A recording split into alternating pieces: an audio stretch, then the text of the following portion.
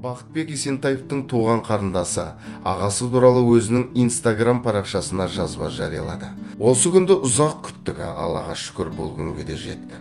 Өткен күнде белгі жоқ дегенде, небір өткен қиын күндер мен ұйқысыз өткен түндер бәрібір сәтті ұмытылғандай.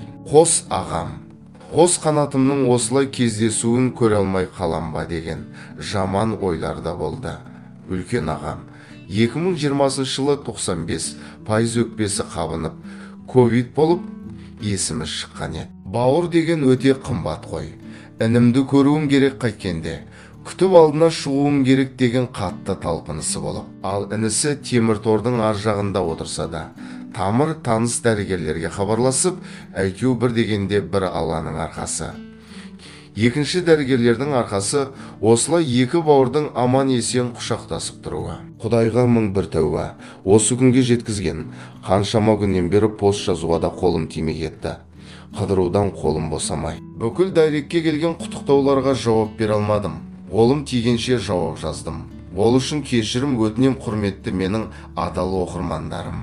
Осы қуанышымызды бөлісіп, тілеулес болып, шын жүректеріңізбен құттықтап жазып жатқан барлық оқырмандарыма алғысымды айтамын. Үлкен рахмет баршаңызға. Бәріңіз маған жазып жатырсыздар ағатайыңды.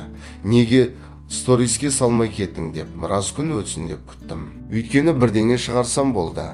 Журналистер басқа сайттар бәрі шулап шығарып жібереді. Адамды ұялтып, сол үшін салмай жүрмін. Ағатайымның жеке парақшасы бар.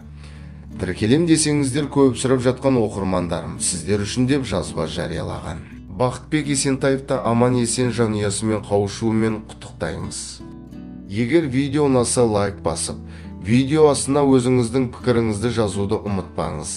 Видеоны ұсынған Ice KZ каналы.